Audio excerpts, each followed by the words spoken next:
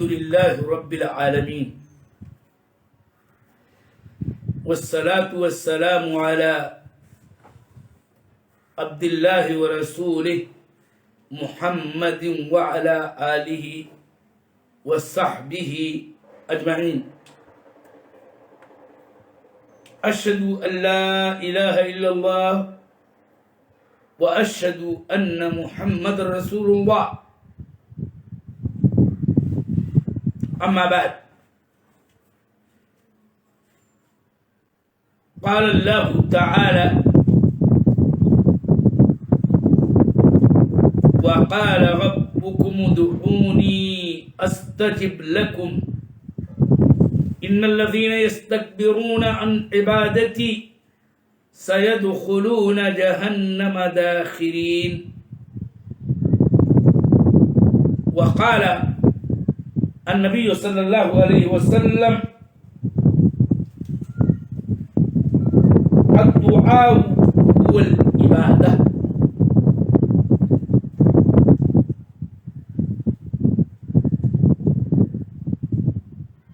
ناظرین کرام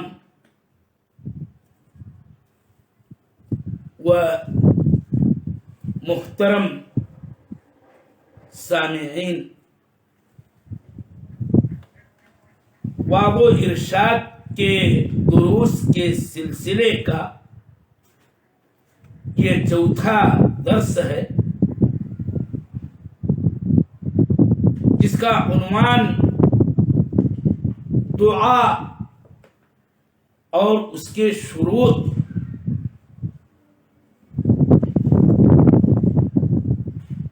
میں آپ کو یہ بتاتا چلوں کہ اس رمضان المبارک کے مہینے کے واو ارشاد کے دروس کے لیے یہ عنوان میں نے چنا۔ قرآن کریم کی سورہ بقرہ کی وہ آیات جن میں روزے کے فرضیت اور اس سے متعلقہ احکام و مسائل کا ذکر ہے، اور جس کی ابتدا اس آیت کریمہ سے ہوتی ہے: یا ایھا الذین آمنوا کتب علیکم الصیام کما کتب علی الذین من قبلکم لعلکم تتقون ایاما معدودات۔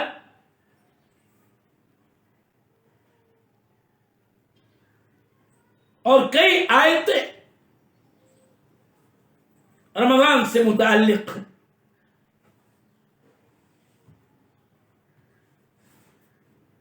آپ سورہ بقرہ کی طرف رجوع کریں، درمیان میں ان آیات کے بیچ میں یہ آیت کریمہ ہمیں غور و فکر کی دعوت دیتی ہے، ہمیں تدبر کرنا چاہیے اور تأمل سے کام لینا چاہیے کہ درمیان میں روزے کے احکام و مسائل بیان ہو رہے ہیں، بیچ میں یہ آیت کریمہ وَإِذَا سَأَلَكَ عِبَادِي أَنِّي فَإِنِّي قَرِيبٌ أُجِيبُ دَعْوَةَ الدَّاعِ إِذَا دَعَانِ فَلْيَسْتَجِيبُوا لِي وَلْيُؤْمِنُوا بِي لَعَلَّهُمْ يَرْشُدُونَ۔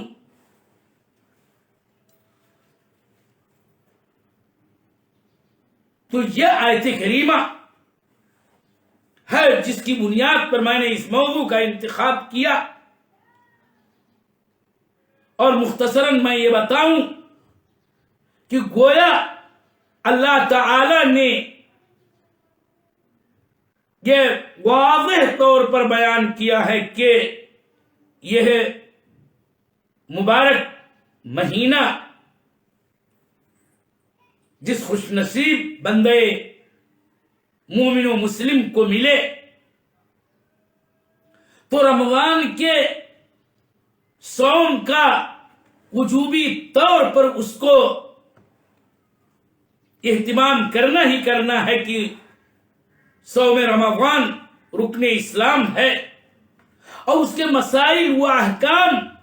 کو سمجھنا اور بوجھنا ہے اور ان پر عمل کرنا ہے۔ تو ساتھ ہی ساتھ اس کو اللہ تعالی نے گویا یہ ہے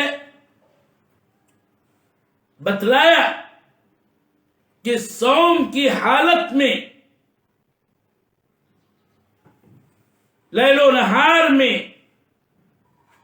اس کی گھڑیوں میں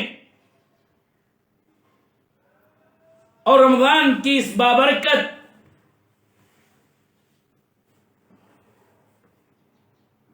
اوقات میں اسے اللہ تعالی سے دعا کرتے رہنا چاہیے۔ میں پہلے سورہ بقرہ کی اس آیت کریمہ کا ترجمہ کر دوں۔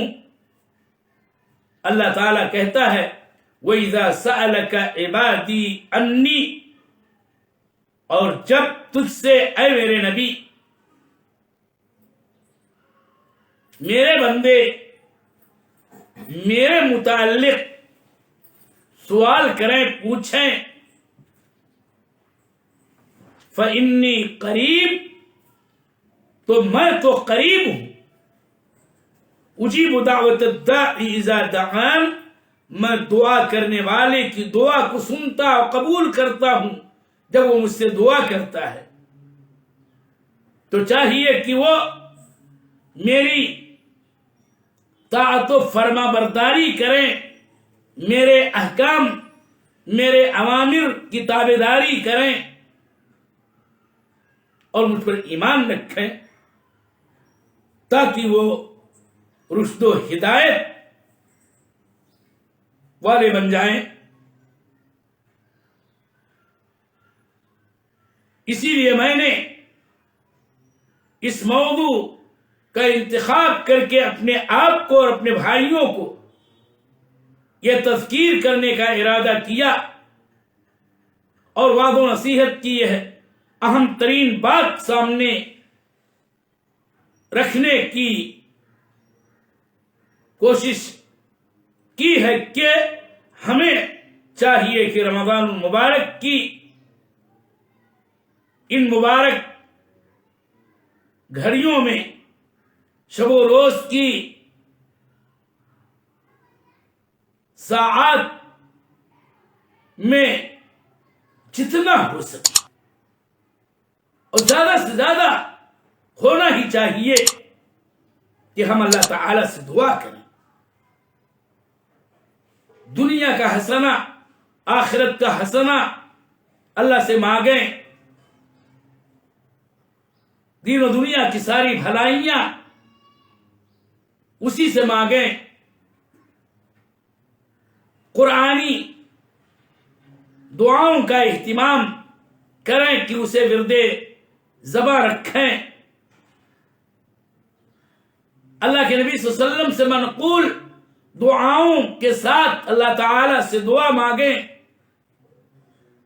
کہ نبی صلی اللہ علیہ وسلم سے ماثور دعاؤں میں بڑا کمال بھی ہے، بڑی جامعیت ہے، اور اسی لیے میں مزید کچھ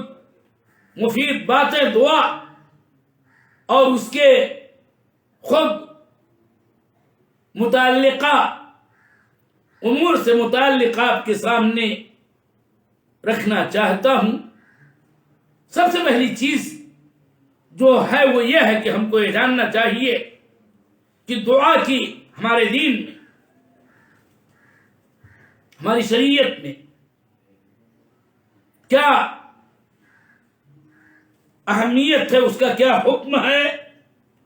تو یہ بات یاد رہے کہ دعا کی بڑی اہمیت ہے، اس کی بڑی فضیلت ہے، اس کا مقام بہت ہی بلند ہے کہ قرآن و حدیث کے اندر اللہ تعالی سے دعا کا حکم بہت زیادہ آیا. اللہ کے نیک بندے ہمیشہ اللہ تعالی سے رغبت و رہبت کے طور پر دعائیں کرتے رہے ہیں. اللہ کے کاملین مخلصین چیدہ چنیدہ انبیاء اور دیگر صالح بندے اللہ تعالی سے دعائیں مانگتے رہے ہیں، اللہ تعالی کے یہاں ثواب کی امید رکھتے ہوئے اور اس کے عذاب سے خوف کھاتے ہوئے. اور خود اللہ تعالی نے بندوں کو دعا کا حکم دیا ہے، اور اس طرح سے دعا کرنا یہ ہمارے دین میں، ہماری شریعت میں ایک واجبی امر ہے، بلکہ یہی تو اصل عبادت ہے کہ جس کی خاطر اللہ تعالی نے ہم کو، آپ کو، تمام جن و انس کو پیدا کیا ہے. اس لیے دعا کرنا عبادت ہی ہے، اور عبادت کی تحقیق اور اس کی تکمیل ہے کہ جس کا حکم اللہ تعالی نے ہمیں بار بار قرآن عظیم کے اندر دیا ہے. خود دعا کے بارے میں اللہ تعالی کا یہ قول ہم آپ کو سنا رہے ہیں کہ وَقَالَ رَبُّكُمُ ادْعُونِي أَسْتَجِبْ لَكُمْ، اور تمہارے پروردگار نے کہا کہ اے میرے بندو، تم لوگ مجھ سے دعائیں کرو، مجھ سے دعائیں مانگو، مجھ کو پکارو. استجب لکم، میں تمہاری دعاؤں کو سنوں گا، قبول کروں گا. اور آگے اللہ تعالی نے فرمایا کہ جس سے یہ ثابت ہوتا ہے کہ دعا عبادت ہے، کہ آگے آیت کریمہ کا حصہ ہے ان الذین یستکبرون عن عبادتی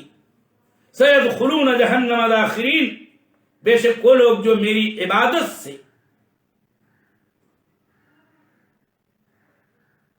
استکبار کرتے ہیں، گھمنڈ کرتے ہیں کہ دعا مجھ سے نہیں مانگتے، وہ جہنم کے اندر ذلیل و خوار داخل ہوں گے. تو اللہ تعالی نے پہلے دعا کا حکم دیا، اور اس کے بعد یہ کہا کہ جو لوگ میری عبادت سے استکبار کرتے ہیں، اس کا مطلب یہ ہے کہ دعا اور عبادت دونوں ایک ہی. اور اس طرح سے تائید حدیث نبوی سے ہوتی ہے اس معنی کی کہ دعا عبادت کے معنی میں ہے، اور عبادت الہی یہی ہماری تخلیق کی غایت ہے. وما خلقت الجن والانس الا لیعبدون والی آیت کی روشنی میں. اور نعمان بن بشیر کی میں روایت سنانا چاہتا ہوں جس میں اللہ کے نبی صلی اللہ علیہ وسلم نے خود یوں فرمایا کہ الدعاء هو العبادہ، دعا ہی تو عبادت ہے. پکارنا اپنی حاجات کے لیے، اپنی مدد کے لیے، اپنی دنیا آخرت کی ساری بھلائیاں پانے کے لیے، اسے حاصل کرنے کے لیے پکارنا اللہ تعالی کو، یہی پکار، یہی دعا ہی تو عبادت ہے. الدعاء هو العبادہ. اور نعمان بن بشیر رضی اللہ تعالیٰ عنہ کہتے ہیں کہ یہ فرمانے کے بعد آپ نے قرآن عظیم کی یہ آیت کریمہ تلاوت کی، وقال ربکم ادعونی استجب لکم ان الذین یستکبرون عن عبادتی سیدخلون جہنم داخرین. قرآن عظیم کی اس آیت اور اس حدیث کی روشنی میں صاف طور پر ہمیں معلوم ہوتا ہے کہ دعا تو عبادت، اور اس طرح سے دعا کی اہمیت اور فضیلت اور اس کا حکم یہ ثابت ہوتا ہے کہ ہمارے اوپر فرض ہے، لازم ہے کہ ہم اللہ تعالی سے دعا کریں۔ اور یہاں پر ایک بات میں یہ بھی بتا دوں کہ غیر اللہ کے پکارنے والوں، غیر اللہ کو بلانے والوں، غیر اللہ کو ندا دینے والوں پر نکیر بار بار قرآن عظیم کے اندر موجود ہے، اور ان کو سخت گمراہ قرار دیا گیا ہے جو اللہ کے علاوہ غیر اللہ کو پکارتے ہیں۔ اور اس طرح سے ایک مومن موحد بندے کی ایمانی دینی روح یہ ہے کہ وہ صرف ہر صورت میں، خوشی ہو یا غم، دکھ ہو یا سکھ، آرام راحت کی اشیاء طلب کرنے کے لیے اور تکالیف، شدائد، مشکلات کا ازالہ کرنے کے لیے ہر صورت میں وہ صرف اپنے اللہ واحد القہار ہی کو پکارتا ہے۔ اور اس طرح سے بھی دعا کی اہمیت ہمیں اور آپ کو سمجھنا چاہیے، اور دعا کی اہمیت کا ثبوت اس آیت کریمہ سے ملتا ہے جو سورہ بقرہ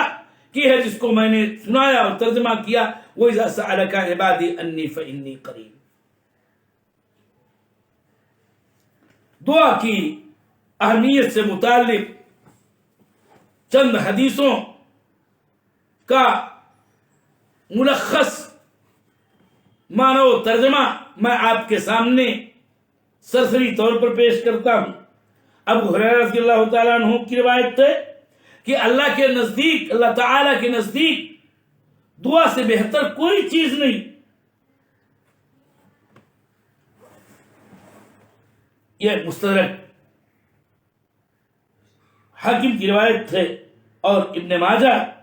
نے بھی اس کی تخریج کی ہے۔ اسی طرح سے میں آپ کو یہ بتاؤں کہ علی رضی اللہ تعالی عنہ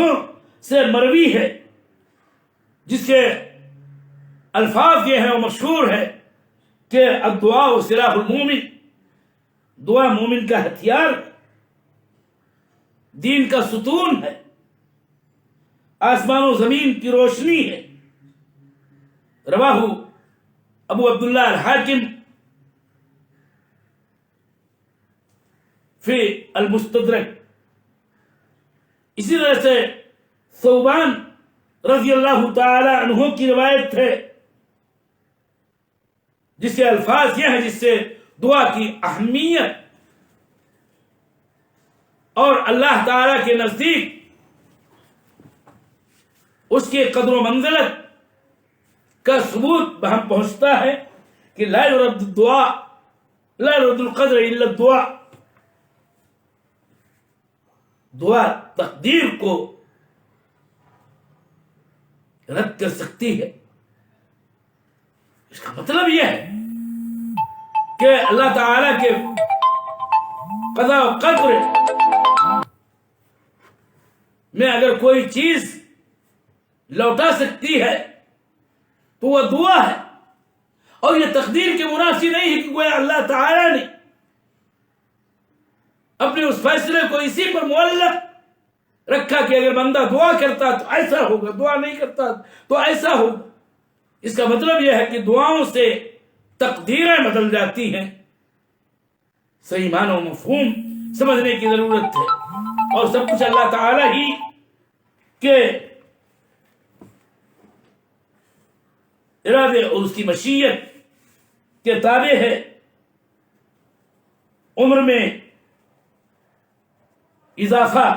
نیکیوں سے ہوتا ہے، اسی حدیث کا ٹکڑا ہے۔ اور اس طرح سے حدیث کے آخر میں یہ بات بھی ہے، اسی حدیث میں جو ثوبان رضی اللہ تعالی عنہ سے مروی ہے، مستدرک حاکم کی روایت، کہ بندے کی روزی سے محرومی اسے गुनाह की बुनियाद पर हासिल होती है। मैं ये चाहता था कि दुआ के शुरूत भी मैं पेश करूं, तो आज मैं सरसरी तौर पर खाली नंबरवार दुआ के शुरूत का तस्करा आपके सामने पेश कर देना चाहता हूं। याद रहे कि दुआ जो हम पर वाजिब है कि अल्लाह ताला से करें, जो कुछ मांगना हो अल्लाह ताला से मांगें, लेकिन दुआ के अपने शुरूत हैं कि जब उन शर्तों के साथ दुआ की जाएगी तभी दुआएं सही मानों में दुआएं कही जाएंगी, और उसका वो कुछ हुक्म होगा, उसकी वो असर व तासीर मुरत्तब होगी अल्लाह ताला के हुक्म और उसके फज़ल व एहसान से, जिसका जिक्र किताब व सुन्नत में है। लिहाजा उन शुरूत को हमें और आपको जानना चाहिए। दुआओं की शर्तों में से पहली शर्त यह है कि दुआ करने वाला मुसलमान हो। दूसरी शर्त यह है कि छोटी से छोटी, बड़ी से बड़ी कोई भी चीज मांगनी हो तो अल्लाह ताला ही से मांगनी चाहिए। यह नहीं कि एक चीज बड़ी है तो अल्लाह ताला से मांगेंगे, कोई छोटा मामला है तो उसको गैर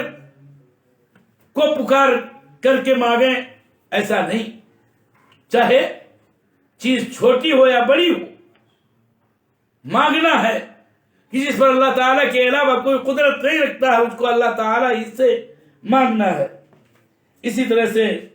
तीसरी शर्त यह है कि दुआ करने वाला हलाल खाने वाला हो, हराम से परहेज करने वाला हो। चौथी शर्त यह है कि गुनाहों से तौबा करना जरूरी है। अगर गुनाह मुसलसल किया जा रहा है कोई और दुआ भी करता जा रहा है, तो तर्के गुनाह न करने वाली शर्त की बुनियाद पर उसकी दुआ रायगा होगी और वो कबूल नहीं की जाएगी। पांचवा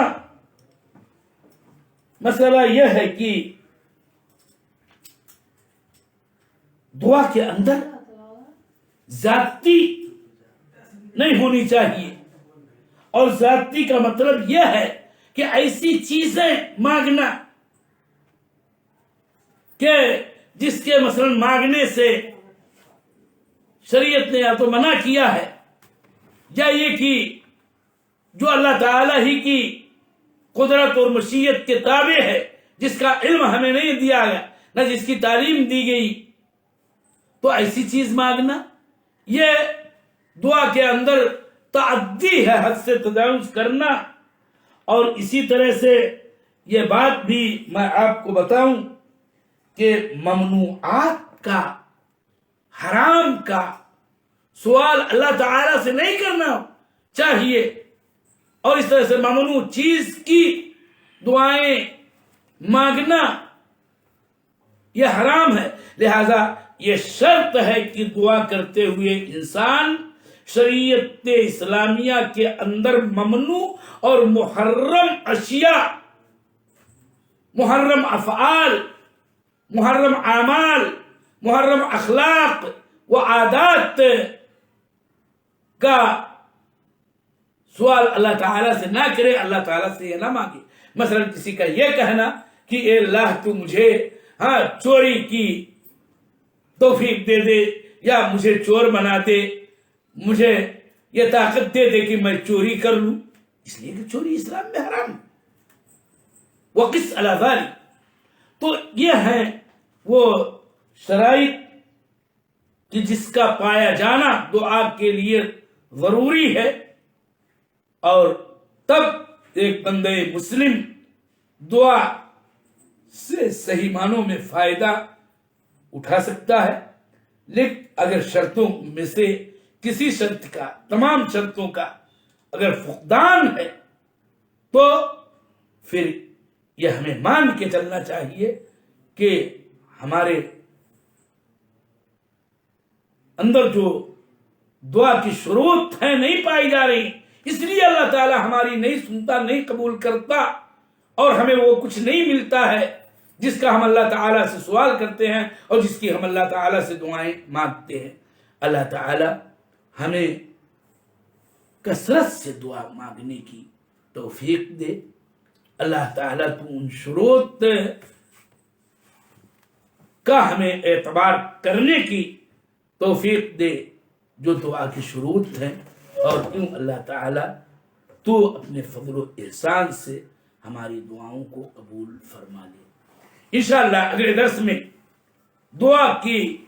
قبولیت کے احوال و مقامات اور اسی طرح سے دعا کے عام آداب اور شرعی آداب کا میں ذکر کروں گا، اور یہ بہت ضروری جاننا، تو اللہ تعالی ہمیں توفیق دے۔ وصلی اللہ علی النبی وسلم۔